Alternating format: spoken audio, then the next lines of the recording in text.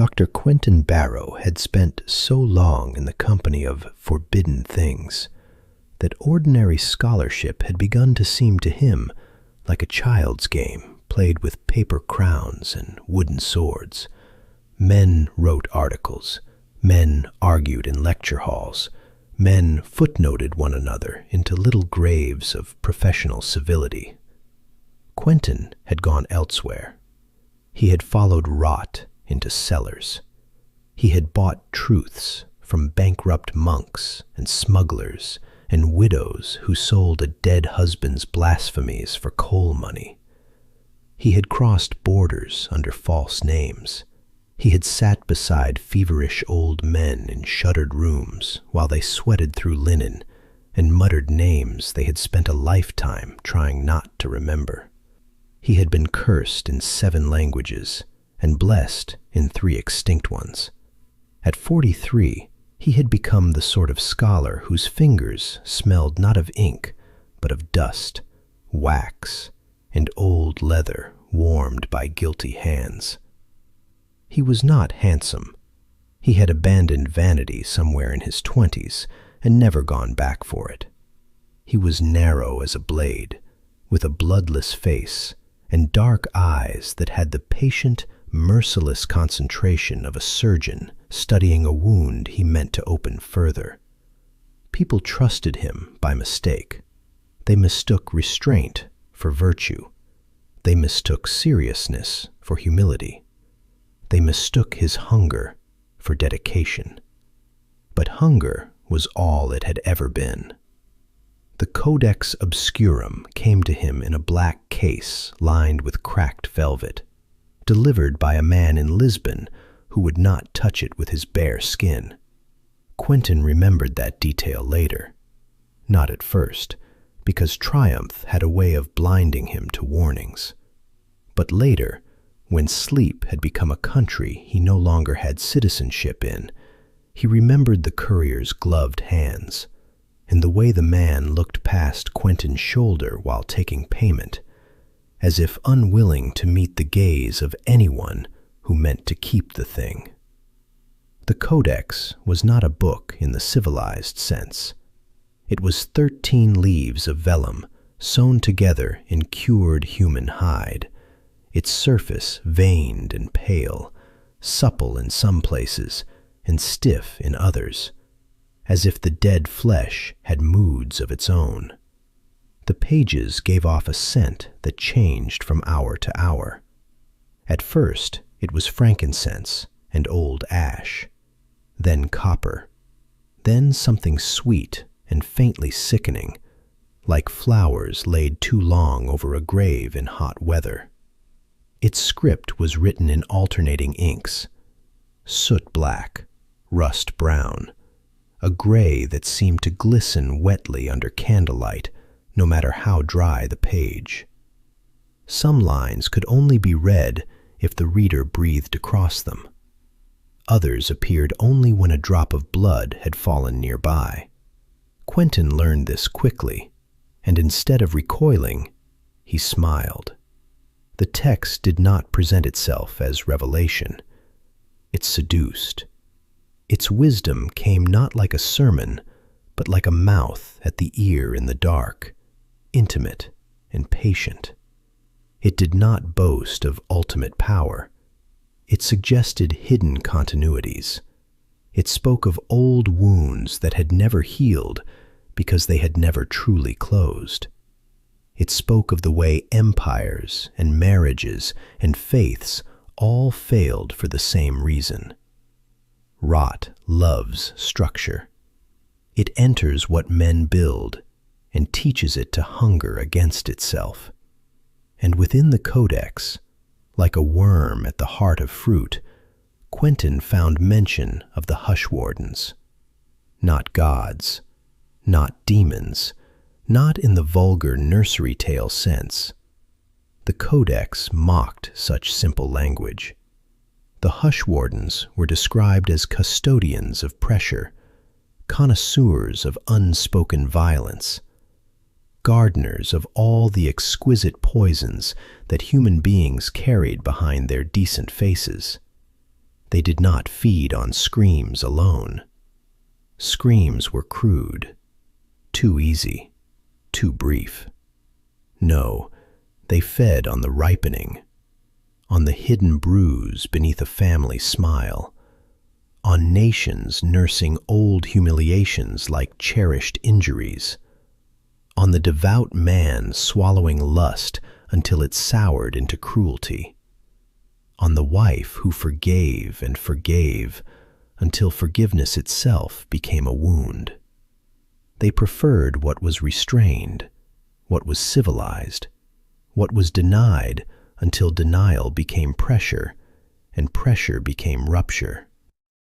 History, the Codex implied, was only the visible froth upon a deeper sea of husbanded agony. The Hushwardens did not make mankind wicked. They merely curated our existing talent with an artist's hand. A rumor in one ear, a grievance polished in secret, a humiliation preserved, a silence encouraged. Then the harvest. Pogrom, divorce, execution, war, lynching, riot, exile, massacre. Not random suffering, cultivated suffering. A vineyard of exquisite human ruin. Most men, reading such passages, would have felt horror. Quentin felt envy. By the time he reached the end of the 13th leaf, his pulse had become a private drum in the room. The candle beside him had guttered so low that wax had drowned its brass holder. Outside the mullioned windows of his rooms at the university, dawn was still hours off. He sat very still, one hand resting on the codex as if it were the thigh of a sleeping lover, and whispered to the silence, "At last." Not because he believed, not in the childish way. Belief was for disciples and hysterics. Quentin had something far rarer and far uglier than belief. He had ambition. The ritual was not hidden. That, in its way, should have frightened him more than anything. The codex was meticulous. It listed the steps with almost liturgical courtesy, as if hospitality required precision. 9 nights. 9 disciplines of subtraction and inscription. 9 humiliations of the flesh, each meant to strip the summoner of the sentimental lie that body and soul were separable estates. To call the Hushwardens, one had to become legible to them. One had to write one's inward life onto meat. Quentin obeyed with the devotion of a fanatic and the pride of a king. He fasted until food became an obscenity he could barely remember. By the 2nd night, his stomach had ceased complaining and simply gnawed at him in silence, a trapped animal eating its own leg. By the 3rd, every smell in the world had become magnified. Lamp oil, wet stone, the starch in his collar, the faint old paper perfume of the library stacks above the sealed basement chamber he had chosen for the rite. Hunger clarified him. It burned away all the soft lies. He discovered that weakness, properly cultivated, felt very much like purity. He copied passages from the codex into his own skin, using a silver needle and a mixture of soot and blood. Not on the arms, where vanity might once have displayed the scars, but across the thighs, the belly, the chest, and the groin, where language could sit close to the body's oldest humiliations. The pain did not come all at once. It arrived in thousands of sharp decisions. Every puncture was a vow renewed. Every line stung. Every curve of those antique letters seemed to enter him twice, once through skin and once through thought. By dawn on the fourth morning, he was feverish and shivering, his body a manuscript in progress. He removed 3 molars himself, because the codex specified that the mouth must be altered before the true names could be spoken. A surgeon's pliers, brandy, a folded towel between the teeth. The first extraction nearly made him faint. The second made him retch. By the third, he had crossed some inner boundary and felt only a terrible lucidity. Into the gaps he fixed thin chips of volcanic glass, etched with sigils so minute they were nearly invisible. They cut his tongue each time he tested them. He considered that appropriate. Language ought to draw blood. On the 6th night, he sealed his left eyelid shut with black silk, each stitch trembling not from pity, but from the exquisite difficulty of self-mutilation performed precisely. The world halved, depth altered, light itself became suspect, yet he found that the enforced narrowing of vision sharpened everything else. Shadows thickened, sounds separated from one another. The old stones beneath the university no longer felt inert. They listened. By the 9th night, Quentin Barrow scarcely resembled a scholar. He had the look of an ascetic butchered and rebuilt by his own creed. He was pale to the point of translucence. His lips were split. His chest and abdomen were covered in healed and healing script, a geography of oaths. One eye glittered fever bright from a face already beginning to withdraw from ordinary human proportion. But he was magnificent to himself. He had never admired his reflection more. At moonset, he entered the sealed sub-basement beneath the library. The chamber dated from an age when knowledge and punishment had lived much closer together. Its ceiling was low and vaulted. The stones sweated cold. Iron rings remained fixed in the walls from some earlier use no one in the university officially remembered. Quentin had prepared the place with obsessive care. At the center stood a table of black oak. Around it, a ring of old finger bones, each cleaned and polished and laid end to end, like a pale rosary broken into pieces.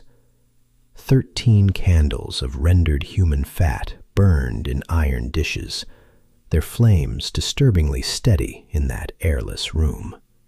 A basin waited before the altar, filled with urine, ash, and the powdered remains of letters Quentin had written over the years. Letters of apology, of false regret, of strategic humility, every little performance by which he had disguised ambition as courtesy. He had burned them all and mixed their dust into the fluid until the mixture resembled thin grave mud. He undressed slowly, not from reverence, but from anticipation. Cold struck him like hands. The carved letters on his body tightened. He could feel the room attending. Then he began. The names could not be spoken forward. The codex had been emphatic on this point. To call the Hushwardens, one must reverse the human instinct toward prayer. Supplication was too simple. The voice had to become an undoing. Quentin sang the names backward, each syllable prolonged until it became almost pure tone, his altered mouth making the sounds ugly and beautiful at once. The obsidian in his gums cut him. Blood ran over his tongue. The first repetition echoed thinly.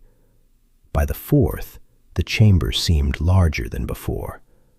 By the seventh, the candle flames had bent inward toward the altar, as if listening. By the ninth, the air was no longer air. It had become texture, dense, velvety, almost carnal. Breathing it felt like swallowing cloth soaked in warm perfume and grave dust. Time folded. That was the only phrase he ever found for it, though it was insufficient. Something in the room ceased advancing in the way rooms ordinarily do. The interval between one heartbeat and the next broadened. The silence developed seams. The dark in the corners did not deepen, it blossomed. And from those blooms they came, not by stepping, not by appearing. Unfolding was the nearest word, but even that suggested too much simplicity. They emerged the way a hidden pattern emerges from watered silk when the angle of light changes. Limbs disclosed themselves where moments before there had been only shadow. Shapes extruded with terrible grace from the architecture of stillness. There were 3 of them at first, though once Quentin looked directly at any one of them, he could not be sure the others remained only 3. Their bodies possessed the elegance of anatomy and the indecency of something that had learned anatomy only in order to improve upon it. Skin stretched in veils between structures that might have been bone or sculpted cartilage, or some third substance unknown to terrestrial flesh. Multiple arms nested and unfurled from their torsos with the languid precision of exotic flowers opening at night. Their faces were smooth, pale, expressionless surfaces, and yet Quentin felt himself scrutinized more intimately than if 100 eyes had studied him. The foremost inclined its head. "You have made yourself readable," it said. The voice was soft, cultured. It had no monstrous roar in it, no infernal theatrics. It sounded, to Quentin's horror and delight, like civilized conversation conducted beside a deathbed. He straightened despite the shaking in his knees. Pride rose in him, absurd and splendid. This was the moment. This was what all the years had been for. Every theft, every lie, every desecration had been a road leading here. "I know what you are," he said. His words emerged ragged, blood slicking them, but he forced grandeur into them nonetheless. "I know what you have done across the centuries. You have fattened yourselves on the failures of mankind. Enough. From this night onward, I direct the harvest." For a long moment, no one spoke. Then the being nearest him moved one hand through the air with such tenderness it might have been brushing hair from a child's brow. "How beautifully," it said, "your species confuses discovery with dominion." Quentin ignored the insult. Arrogance was armor now. To lose it would be to admit the scale of the thing before him. "You will prove your obedience," he said. "There is a conflict massing on the eastern borders of Europe, armies readying, statesmen barking, old hatreds stirring. You will quiet it. Let peace bloom where war was ripening. I will know then that your power answers my will." The Hushwardens' faceless head tilted. "Peace?" "To stay your hand," Quentin said, "to demonstrate that I hold the hand." The thing drew a breath, though it had no visible nostrils. "As you wish, little reader." They vanished not by retreat, but by ceasing to require visibility. For 9 days, the world bent toward his vanity. News bulletins softened. Negotiators returned to the table. Men who had spent months issuing threats discovered language of restraint. Border artillery went silent. Talking heads, diplomats, generals, analysts, all the machinery of impending bloodshed seemed suddenly embarrassed by its own momentum. Quentin, sleepless and radiant, moved through the university like a man who had swallowed a star. He did not boast, because secrecy was part of the pleasure. He ate nothing.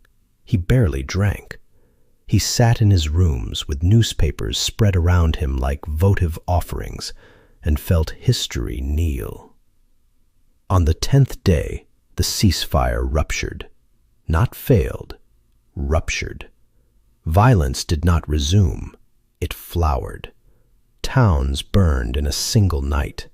Civilians vanished from roads and reappeared in pits. Churches became morgues. Schools became barracks. The old slogans came back with fresh teeth.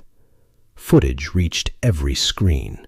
Smoke, infants, men in uniform laughing, women dragging sacks that were not sacks. Quentin watched until he vomited bile and blood into the wash basin.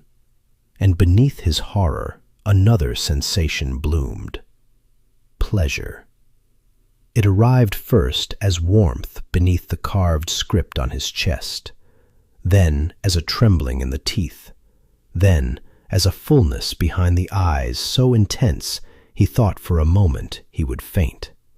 He understood, with a nausea deeper than disgust, that something in him was drinking this. Not his mind, not his conscience. Something opened by the ritual. Some chamber the Hushwardens had hollowed inside him while he believed himself master of them. Every image of grief that reached him fed that chamber, and the chamber answered with a dark and nearly sexual ecstasy that made him loathe himself even as he shook with it. He called them back, screaming. They came with infuriating courtesy. "You deceived me," he said. His voice had begun to change. Beneath the words was another sound, a resonance like distant weeping heard through cathedral walls. "No," said the foremost. "We accepted your command exactly as offered. We quieted one surface so that deeper pressures might mature undisturbed. You asked for peace, and peace, given to the angry, is a lid. Pressure beneath a lid sweetens." Quentin staggered toward them. "I will undo this."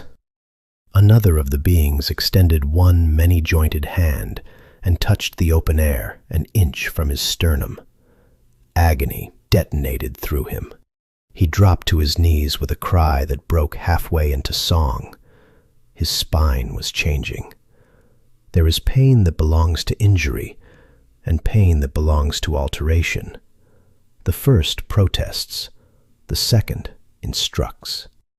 Quentin felt vertebrae lengthen one by one, as if invisible fingers were drawing them out like pearls from a deep wound. His ribcage widened, not brutishly, but with elegant insistence, each rib bending and flaring to make room for some internal architecture that had not previously existed. He clawed at the floor stones and felt blood beneath his nails. His stitched eyelid burst open of its own accord, black threads snapping, and for one appalling moment both eyes saw 2 different rooms. In one, he knelt alone in the basement. In the other, vast crowds fled burning avenues, while something overhead moved inside the smoke like a hand beneath silk. "You wish to direct suffering," murmured the Hushwarden. "First you must become resonant to it." They visited him nightly after that, and the changes multiplied. The cavity behind his breastbone deepened. He began to hear sounds within himself that did not belong to his body. Not heartbeat, not digestion. Voices. At first only a handful, indistinct and far away. Then more. A mother calling a name into rubble. A man gasping prayers through burst teeth. Children whimpering in a language Quentin did not know and nevertheless understood perfectly. Their grief did not simply reach him. It was stored in him. His torso became a chamber of collection. His fingers lengthened. The nails thinned and hardened into translucent hooks. His teeth sharpened against one another in his sleep. Along his shoulders and upper arms, pale ridges rose beneath the skin and then broke through as delicate spurs of polished bone, arranged with such symmetry they looked ornamental until they snagged cloth and tore it. He could not bear normal clothing for long. He took to wearing loose black robes that hung from his frame like mourning drapery. He tried fire. The codex would not burn. He tried acid. The vellum darkened, sighed, and emerged marked but intact, as if pleased by the attention. He tried to leave the university, thinking distance might reduce whatever invisible commerce bound him to the Hushwardens' feast, but he collapsed in the street with such convulsions of inward song that passers-by called for a doctor. He returned to the basement before dawn, dragged not by obligation, but by the simple fact that his body now hurt more away from the ritual chamber than within it. Weeks passed, or perhaps only days. Time had become indecently elastic. Then Evelyn came. Dr. Evelyn Hart had known Quentin long enough to recognize obsession in him, and long enough to despise it without fully understanding its scale.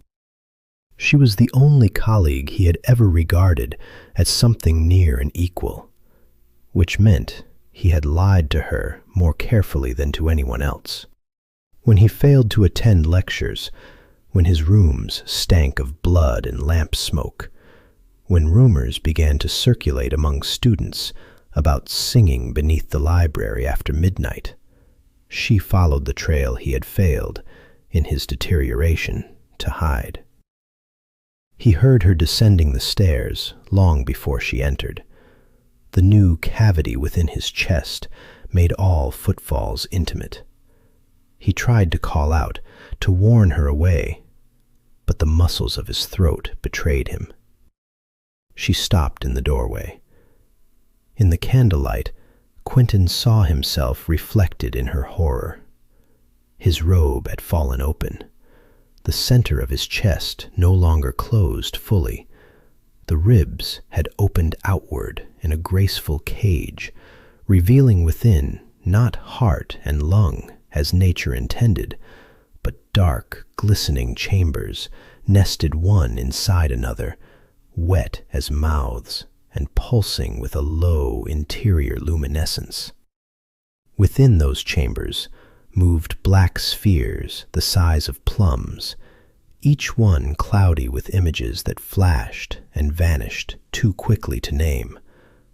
A firing squad, a wedding ring in ash, a child beneath a table covering both ears. When Quentin breathed, the spheres shifted and chimed against one another like glass bells underwater. "Quentin," Evelyn whispered. He reached for her. Bad mistake. His hand was no longer a human hand at first glance.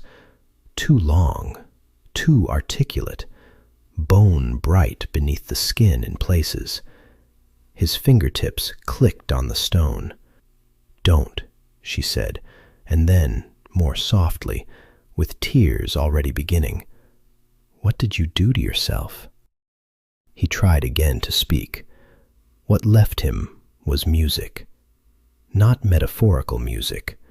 Sound.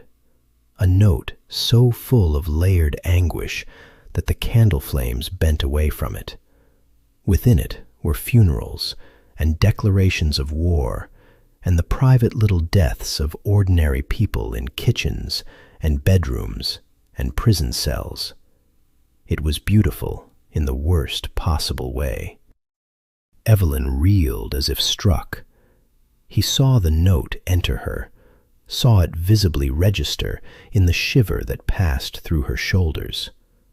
The skin along her forearms cracked in thin, crystalline lines. She stared at them in disbelief. No. The Hushwardens were in the room before the word finished leaving her mouth.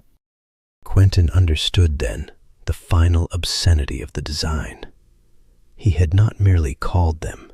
He had been made into an instrument by which others could be tuned. Warning itself had become contagion.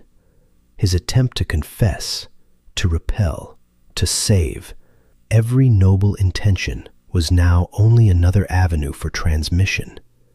The song in him sought wounded places in others and made homes there.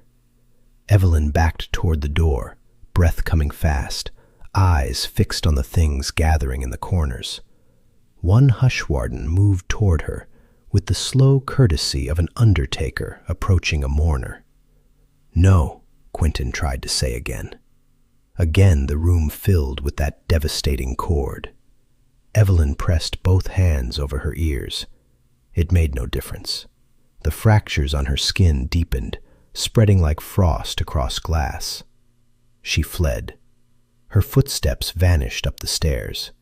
Quentin never saw her again, though for months afterward he heard, from one of the black spheres turning within his opened chest, a woman's voice, trying very hard not to scream. The final stage was not violent. That would have been vulgar. The Hushwardens favored refinement. They came to him in the deep hours and touched the alterations with something like fondness. His body lengthened further, every line in it aspiring toward grandeur. The cavity in his chest opened fully at last, the sternum separating like doors drawn wide for a procession.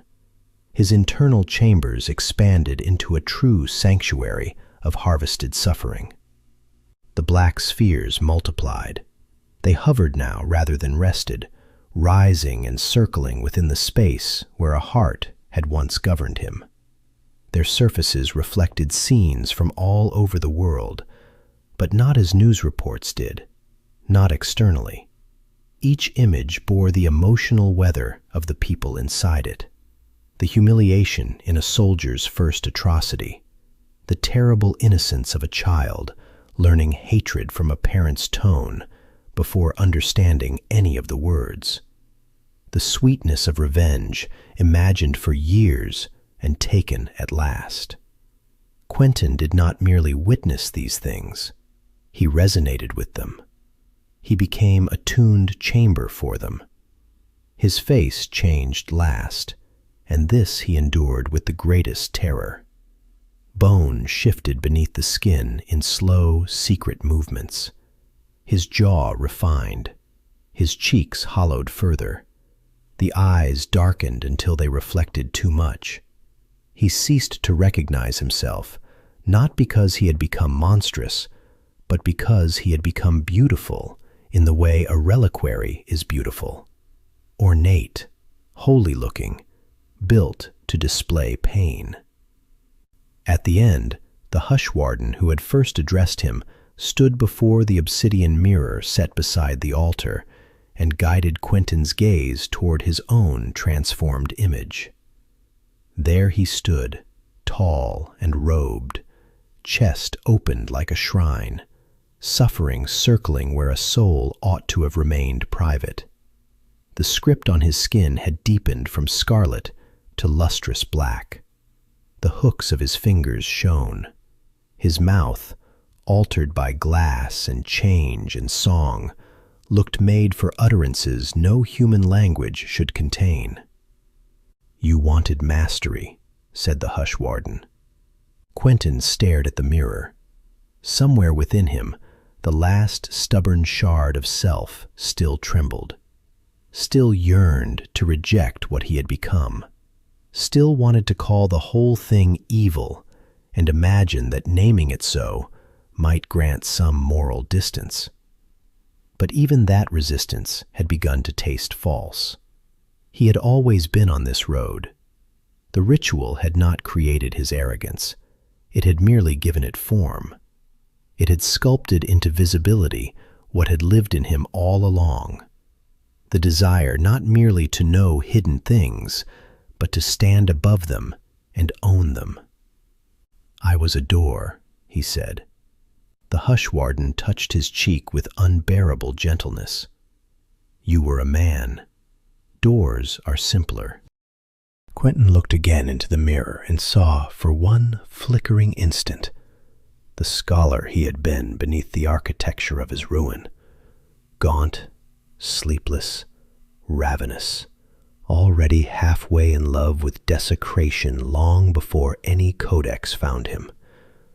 He almost laughed. Instead, he opened his mouth and let the song come.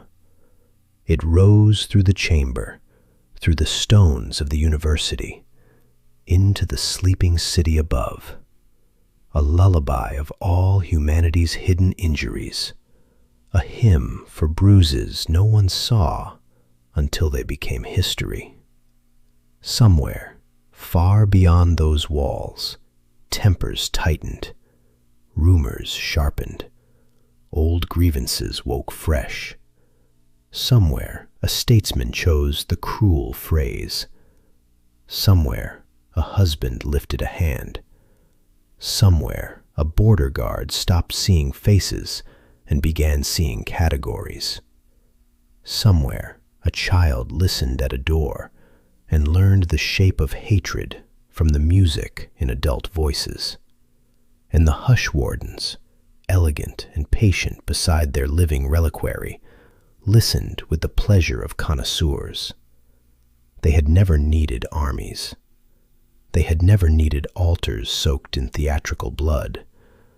They had only needed what mankind provided in endless abundance: silence, pressure, vanity, grievance, and the desperate conviction that wickedness always belonged more properly to someone else. In the basement beneath the old library, Quentin Barrow's open chest shone softly in the dark, like a chapel lamp before an unholy sacrament. Inside him, grief turned in its black orbits. Around him, the Hushwardens stood as attendants before a masterpiece finally completed. And out in the world, the harvest ripened.